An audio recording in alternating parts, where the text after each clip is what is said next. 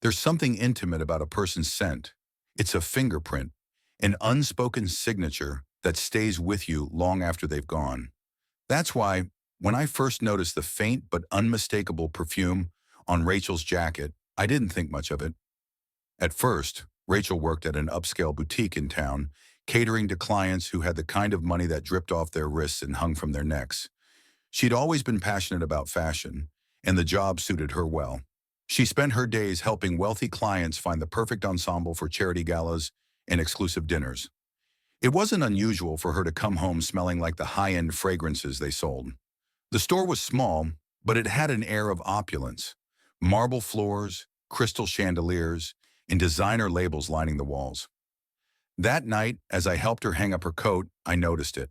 A floral scent, rich and luxurious, that wasn't hers. Rachel had a signature perfume she wore religiously, a light, citrusy fragrance I'd grown to associate with her presence. This one was different, heavier, with an earthy undertone that lingered long after she'd stepped out of the room. "You smell different," I said casually, draping her jacket over the back of a chair. Rachel glanced up from the kitchen counter where she was unpacking groceries. "What do you mean?" "Your perfume," I said, sniffing the air near her coat. "It's not your usual one." She laughed lightly, brushing it off. "Probably just from the boutique. Clients spritz themselves with samples all the time." Her explanation made sense, so I let it go. But that night, as we sat on the couch watching TV, I found myself distracted. The scent clung to her skin, subtle but persistent. I told myself I was overthinking it. Rachel was devoted, the kind of wife who made sure I never doubted her love. We'd been married for 8 years, and while we weren't perfect, we were solid. At least I thought we were. Over the next few weeks, the perfume appeared again. It clung to her scarves, her blouses, even her hair. Each time I asked about it, and each time she gave the same answer. A client must have tried a sample, or the fragrance from the store had rubbed off on her. But something about it didn't sit right with me. It was too frequent, too specific. One evening, I decided to push a little further. Rachel had just returned from work, and as she set her purse down, I reached for her scarf, pretending to admire it. The scent hit me immediately. "Is this from the boutique again?" I asked, feigning curiosity. She hesitated just for a second before nodding. "Yeah, a new fragrance we got in last month. It's really popular." Her smile was easy, but her hesitation lingered in my mind. Rachel wasn't the type to lie, or at least she never had been before. But now doubt had planted a seed, and it was starting to grow. The tipping point came a week later. Rachel had left her phone on the kitchen counter while she went to shower, something she'd done 1,000 times before. I wasn't the kind of husband who snooped, but that day I couldn't resist. The seed of suspicion had sprouted, and I needed to know if it was baseless or something more. I opened her messages, scrolling quickly, my heart pounding. Most of the texts were innocent, chats with her friends, updates from her coworkers. But then I saw a name I didn't recognize. Oliver C. The messages between Rachel and Oliver were brief but pointed. A meeting here, a dinner there. Nothing incriminating at first glance. But one message caught my eye. "Last night was amazing. I can still smell your perfume on me. Can't wait to see you again." My blood turned to ice. The message was from Oliver, sent 2 nights ago. The same night Rachel had told me she was working late inventory at the boutique. Her reply was just as damning.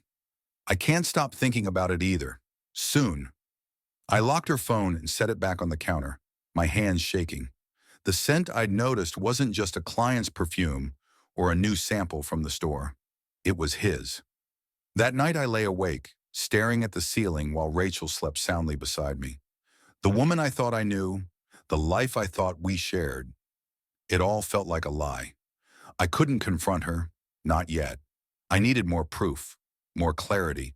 But one thing was certain. Something was happening between Rachel and Oliver, and I was going to find out exactly what it was.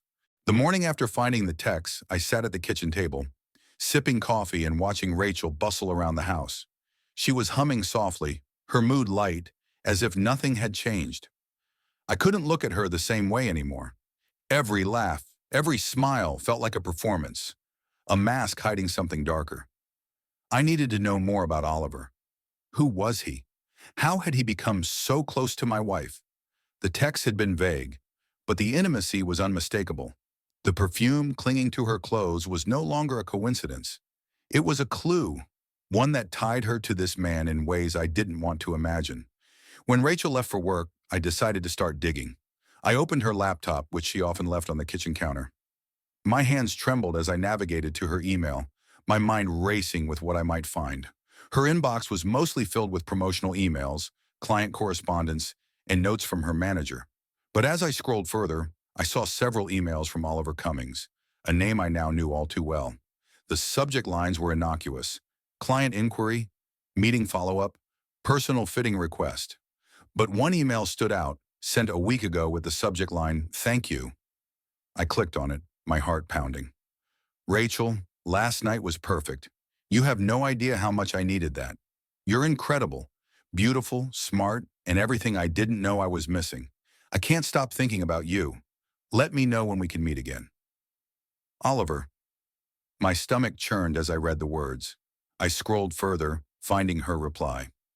"Oliver, you make me feel like the most important person in the world. I'll let you know when I can get away. I'm counting the days."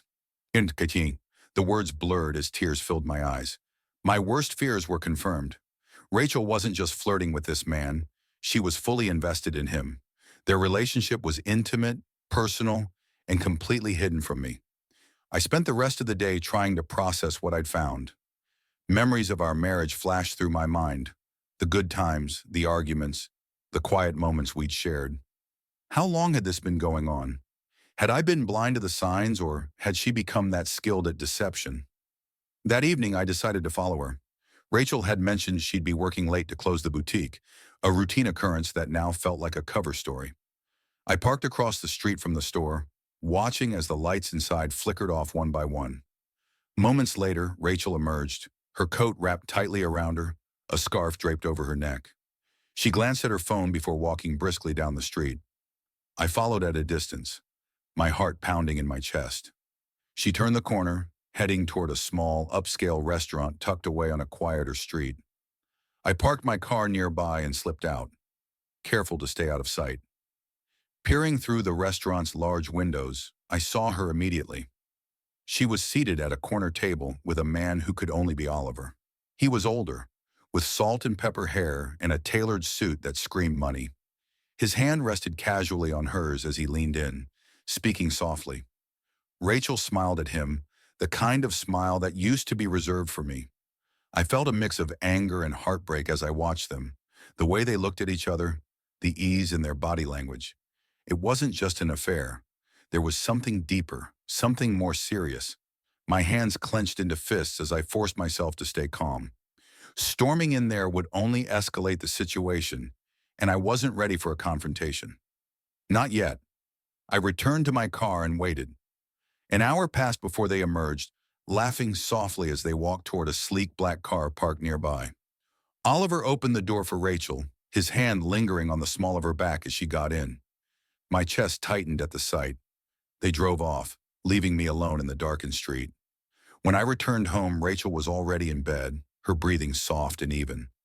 I stood in the doorway watching her sleep and felt a wave of conflicting emotions: love, betrayal, anger, and sorrow.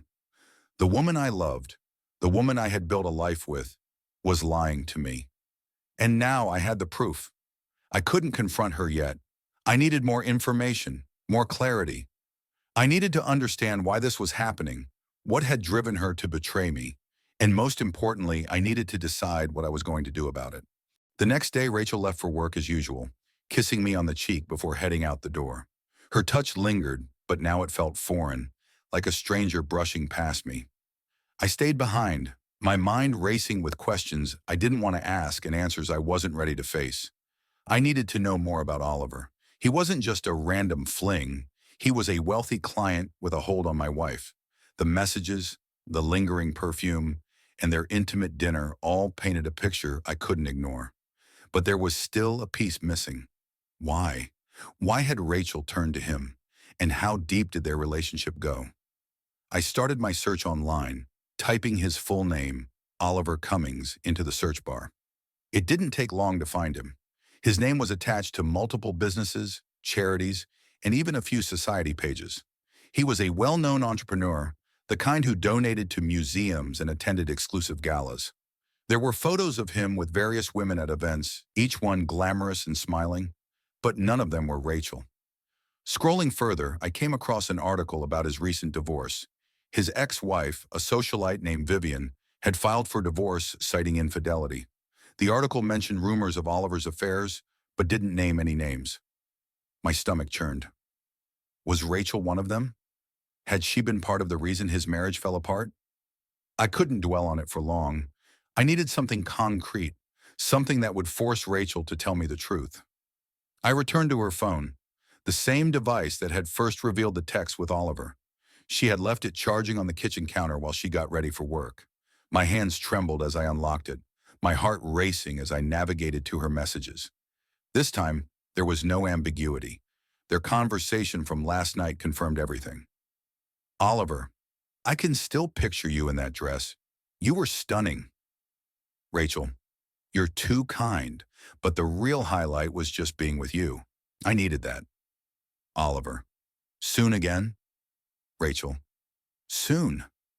I swallowed hard, the words hitting me like a blow to the chest. There was no denying it anymore. Rachel was fully involved with him. Every message, every word was another crack in the foundation of our marriage. That evening, when Rachel came home, I tried to act normal. She greeted me with her usual warmth, her smile lighting up the room. But I couldn't return it. Instead, I watched her closely, studying her every move. The way she tucked her hair behind her ear, the way she avoided meeting my eyes for too long. It all felt calculated, like she was playing a part she didn't want me to see through. Busy day? I asked, keeping my tone casual. Exhausting, she replied, kicking off her heels and sinking into the couch. We had a ton of new inventory come in, and some high-maintenance clients. Anyone interesting? I pressed, my heart pounding. She hesitated just for a moment before shaking her head. No one special, just the usual crowd. Her lie was like a dagger to my chest. I forced a smile and changed the subject, but inside I was boiling. She didn't know that I already had the proof. She didn't know that her secrets were unraveling, piece by piece. That night, after Rachel fell asleep, I made my next move. I needed to know where Oliver lived, where they met, how deep this went. His wealth and influence made him a public figure, and finding his address wasn't difficult. It was a sprawling estate on the edge of town, surrounded by tall gates and lush gardens. I knew I shouldn't go, but the need to understand outweighed my better judgment. I drove there late at night, parking a safe distance away. The house was massive, its windows glowing warmly in the dark. I didn't get too close, but even from a distance, I could see the kind of life Oliver lived, a life of luxury and indulgence. My stomach twisted as I imagined Rachel walking through those doors, sharing intimate moments in the same space. I stayed for an hour, watching, waiting for something, anything that would give me a better sense of what I was dealing with. But the house remained quiet, its secrets locked away behind tall gates and pristine walls. When I returned home, Rachel was still asleep, her body curled under the covers. I stood in the doorway for a long time, my heart heavy with the weight of what I had discovered. The woman I had loved for years, the woman I thought I knew better than anyone, was slipping further away from me. I couldn't confront her yet, not until I had everything, not until I was ready to face the truth head on. But I knew one thing for certain. This wasn't over. The following day, I couldn't shake the image of Oliver's estate, the sheer size of it, the wealth on display. It was a world so different from ours, so far removed from the life Rachel and I had built together. What could he possibly offer her that I couldn't? Was it the money, the status, or something deeper, something I didn't want to admit? Rachel left for work again, her smile as bright and effortless as ever. "Don't wait up for me," she said, grabbing her bag. "I might have to stay late for inventory." "Sure," I replied, forcing a casual tone. My chest tightened as she walked out the door. The lie was almost too smooth now, slipping from her lips like second nature. How long had she been lying to me like this? Once she was gone, I returned to her laptop. I had searched it before, but I was determined to dig deeper. I scrolled through her emails again, finding more correspondence with Oliver. Some were professional, discussing a custom suit or setting up an appointment at the boutique, but others carried a subtle undertone of intimacy. One email caught my eye. It was from Oliver, sent 2 weeks ago. Rachel, I meant every word I said last night. You deserve more than you've been given, more than you've allowed yourself to take. Don't let guilt hold you back. We only get one life, and I want to spend it with you. Oliver. Her response was even more damning. Oliver, you always know just what to say. I'm trying to figure things out. This isn't easy for me, but when I'm with you, it feels like the right place to be. Rachel. I stared at the screen, my stomach churning. This wasn't just an affair. It was something bigger. She wasn't just sneaking around with Oliver. She was considering leaving me for him. My hands shook as I closed the laptop, the reality of the situation sinking in. I was losing her. That evening, I decided to follow her again. She had told me she'd be staying late at the boutique, but I didn't believe her anymore. I parked across the street from the store, my heart pounding as I waited. Just as I suspected, she left shortly after closing time, heading in the opposite direction of home. I tailed her car at a safe distance, the city lights flashing in my peripheral vision. She drove to a high-end restaurant, pulling into the valet parking area. My hands gripped the steering wheel as I watched her step out, her coat draped elegantly over her shoulders. She looked stunning, and the thought that she was dressed like this for him made my chest ache. I waited a few minutes before stepping out of my car. The restaurant was dimly lit, its windows offering only a partial view of the interior.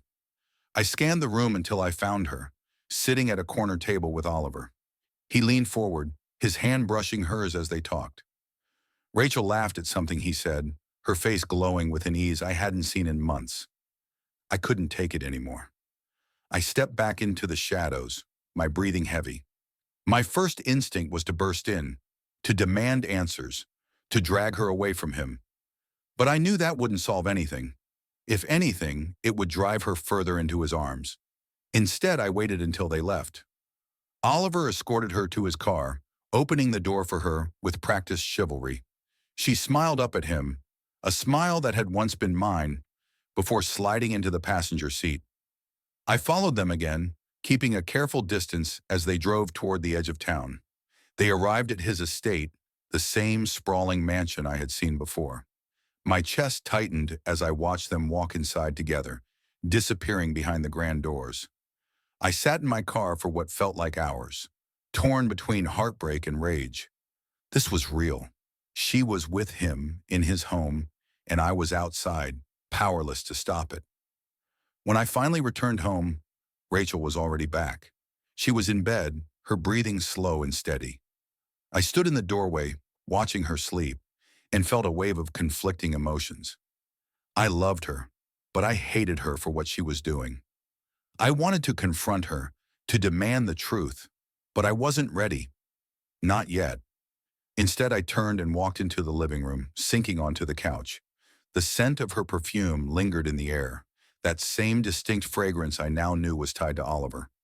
It clung to my skin, a constant reminder of her betrayal. I knew I couldn't keep this up forever. I couldn't keep following her, watching from the shadows, piecing together the fragments of her secret life. At some point, I would have to confront her. I would have to force her to choose.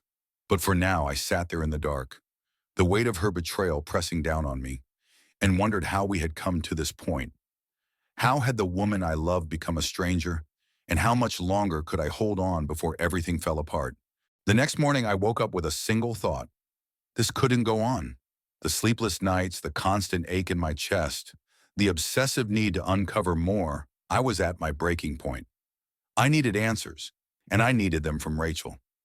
No more following her, no more digging through her emails and messages. It was time to lay everything out on the table. Rachel was already in the kitchen when I walked in, her back turned as she prepared breakfast. She looked serene, humming softly as the smell of coffee filled the air. But that serenity felt like a cruel joke now. The woman standing before me wasn't the same woman I thought I knew. Or maybe she was, and I was only now seeing the truth. Morning, she said brightly, turning to hand me a cup of coffee. You're up early. I took the cup, my hands trembling slightly. Rachel, we need to talk. She froze for just a second, her smile faltering before recovering. Sure, she said, her tone light. What's on your mind? Not here, I said, nodding toward the living room. Let's sit down. Her eyes flickered with something I couldn't quite read. Nervousness? Fear? But she followed me into the living room, sitting on the edge of the couch with her hands clasped tightly in her lap.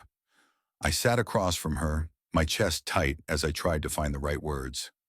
I know about Oliver, I said finally, my voice low but firm. Her reaction was immediate. Her face drained of color, and her hands unclasped, her fingers twisting anxiously. What are you talking about? She said, though her voice lacked conviction. Don't do that, I said, my tone sharper than I intended. Don't pretend you don't know what I'm talking about. I've seen the messages, Rachel.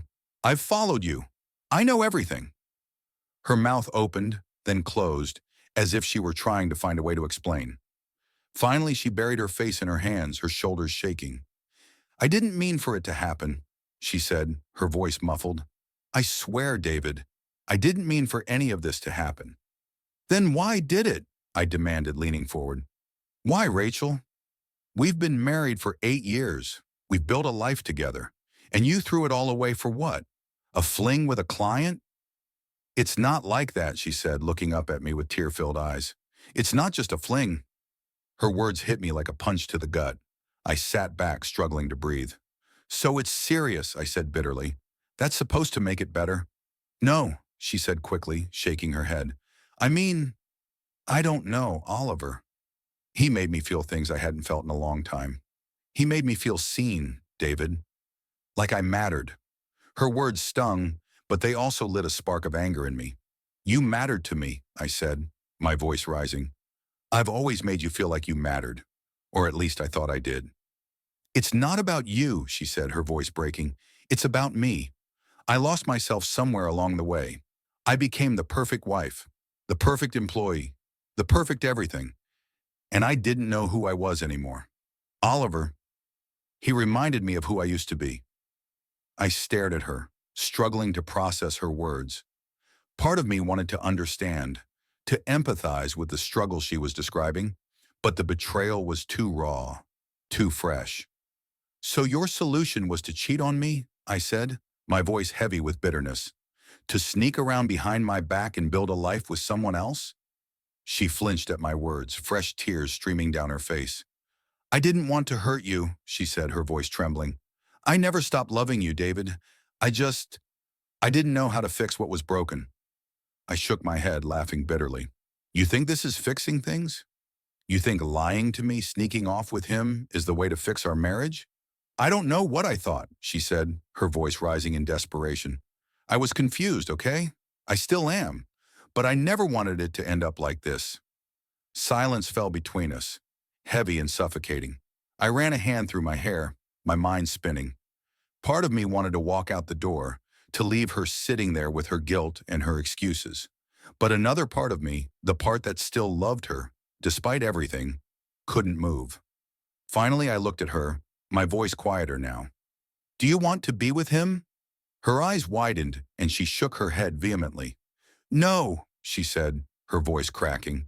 No, David, I don't want to lose you. I don't want to lose us. Her words felt sincere, but sincerity wasn't enough anymore. Trust had been shattered, and I didn't know if it could be rebuilt. Then you need to make a choice, I said firmly. Him or me. There's no middle ground, Rachel. You can't have both. She nodded slowly, wiping her tears. I'll end it, she said. I'll cut him off completely. I'll do whatever it takes. I studied her, trying to gauge if she meant it. This isn't just about cutting him off, I said. It's about rebuilding what you broke. And I don't know if that's even possible. Her face crumpled at my words, but she didn't argue. She simply nodded, her voice barely audible as she said, I'll try. I stood up, unable to sit there any longer. We'll see, I said, walking toward the door, but I can't promise anything. As I left the room, I felt a mixture of relief and despair. The confrontation was over, but the damage remained. Whether we could survive this storm was a question only time could answer. The days that followed our confrontation were agonizing. Rachel kept her promise, or at least she appeared to. She became more transparent, more present. She would leave her phone on the kitchen counter, no longer guarding it like a secret. She texted less and stayed home more, cooking dinners and trying to start conversations that didn't feel as natural as they once had. I wanted to believe her, to believe that her promise to end things with Oliver was genuine. But the damage had been done, and every smile, every touch, felt like it came with an asterisk. Was she being sincere, or was she just trying to salvage what little was left of our marriage? I didn't know anymore. I tried to focus on work, on anything that would take my mind off what had happened. But the memories of her betrayal clung to me like a shadow. The messages, the dinners, the nights she spent in his arms, they played on a loop in my mind, haunting me. Trust once broken was a difficult thing to rebuild. A week after our confrontation, I received an unexpected email. It was from Oliver. "David, I'm sure by now you know about Rachel and me. I won't pretend to justify what happened. I just want to say that she loves you. She always talked about you, even when we were together. I don't think she ever wanted to leave you. Take care of her. She deserves someone who can love her completely. I'll keep my distance from now on." Oliver. The email infuriated me. The audacity of it, of him thinking he could intrude on my marriage, destroy my trust in Rachel, and then walk away with a parting note like this, was almost too much to bear. I wanted to reply, to unleash all the anger I'd been bottling up, but I didn't. Instead, I closed the email and tried to focus on what it meant. He was out of the picture. At least that's what he claimed. That evening, Rachel and I sat down to dinner, the silence between us more pronounced than usual. I had avoided telling her about Oliver's email, unsure of how she would react. But as we ate, I couldn't keep it to myself any longer. "Oliver emailed me," I said, setting my fork down. Rachel froze, her eyes widening. "What? What did he say?" I watched her carefully, noting the flicker of something, relief maybe, in her expression. "He said it's over, that he won't contact you again." She nodded slowly, her hands trembling slightly as she reached for her water glass. "I told him it was over. I told him I couldn't see him anymore." "Did you mean it?" I asked, my voice quiet but firm. "Or are you just saying what I want to hear?" She looked at me, tears welling in her eyes. "I meant it, David. I made a mistake, a terrible, selfish mistake. But I never stopped loving you. I want to fix this. I want to fix us." I wanted to believe her. I wanted to reach across the table and tell her that everything would be okay. But the weight of her betrayal was still too heavy. "It's not that simple," I said. "You can't just end things with him and expect everything to go back to the way it was. You broke something, Rachel, and I don't know if it can be repaired." Her tears spilled over, and she nodded, her voice breaking as she said, "I know. I know I hurt you in ways I can't take back. But I'm not giving up, David. I'll do whatever it takes." The sincerity in her voice was undeniable, but so was the pain in my chest. I couldn't make a decision that night. I needed more time, more space to figure out what I wanted and whether I could forgive her. The weeks that followed were a slow, tentative dance towards something resembling normalcy. We started going to couples therapy, sitting in a room with a stranger who asked us questions that were uncomfortable but necessary. Rachel opened up about her feelings of inadequacy, her fear of losing herself in the roles of wife and employee. I shared my anger, my sadness, my sense of betrayal. It wasn't easy. Every session felt like peeling back a layer of skin, exposing wounds that were still raw. But there were moments, small, fleeting moments, where I saw glimpses of the woman I had fallen in love with and of the man I used to be before the betrayal. One evening, as we sat on the couch watching a movie, Rachel rested her head on my shoulder. For the first time in weeks, I didn't flinch.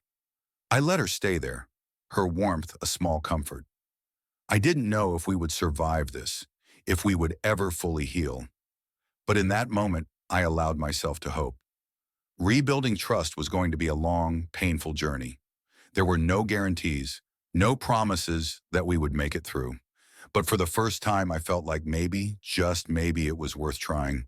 Months passed, and the weight of Rachel's betrayal, while still present, began to shift. Therapy sessions became a regular part of our lives, a place where we unpacked the pain, the lies, and the years of unspoken resentment that had festered between us. It wasn't easy, healing never is, but there were moments when I felt the cracks in our marriage beginning to mend, however slowly. Rachel worked hard to regain my trust. She was transparent about everything, her schedule, her clients, even her thoughts. She deleted Oliver's contact information in front of me, blocked his number, and gave me access to her phone without hesitation. These gestures weren't solutions in themselves, but they were steps, small, deliberate steps toward rebuilding the trust she had shattered. One afternoon, while cleaning out the closet, I found a small box tucked away on the top shelf. Inside were old photos, mementos of our life together, concert tickets, postcards, and letters we'd written during our early years of dating. I sat on the floor sifting through them and felt a pang of nostalgia. These were reminders of who we used to be, of a time when love was easy and uncomplicated. Rachel found me there, her footsteps soft as she approached. She sat beside me, her eyes scanning the scattered memories. "I forgot we kept all of this," she said quietly, picking up a ticket stub from a movie we'd seen on our first date. I looked at her, her face etched with a mixture of sadness and longing. "It feels like a lifetime ago," I said. She nodded, her fingers tracing the edges of the ticket. "Do you ever think we can get back to that?" I hesitated, unsure of how to answer. "I don't think we can go back," I said honestly. "Too much has happened. But maybe we can find something new, something better." Her eyes filled with tears and she reached for my hand. "I want that, more than anything." It was a moment of raw vulnerability, one that felt like a turning point. I didn't know if our marriage would ever fully recover, but for the first time, I felt like we were moving in the right direction. As the months turned into a year, our lives slowly began to find a new rhythm. There were still moments of doubt, still nights when I lay awake replaying the memories of her betrayal. But there were also moments of connection, shared laughter, quiet evenings, and the simple comfort of her presence. One day, as we sat on the porch watching the sunset, Rachel turned to me, her expression serious. "I need to say this," she said. "I know I've said it before, but I need you to hear it again. I'm sorry, David, for everything, for hurting you, for breaking your trust. I don't expect you to forget, but I hope you can forgive me someday." I looked at her, the woman I had loved for so long, and felt a strange mix of emotions, anger, sadness, hope, and love.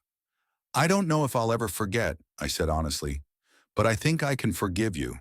Not for you, but for me, because holding on to this pain isn't going to help either of us." Her eyes filled with tears and she nodded. "Thank you," she whispered.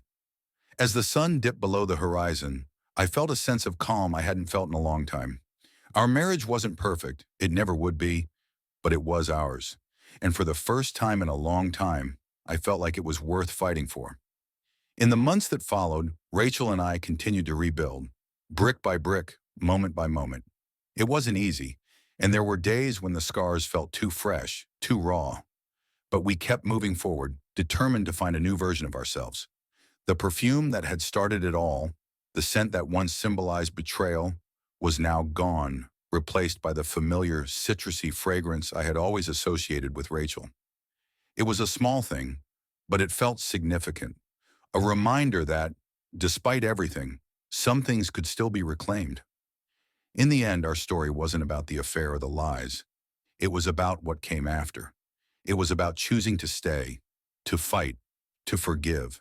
It was about finding strength in the broken places and learning to love again, even when it felt impossible. And as I held Rachel's hand that night, watching the stars blink into the darkened sky, I realized something important. We weren't who we used to be, and that was okay. Because the life we were building now, flawed and imperfect as it was, felt real. And for now, that was enough.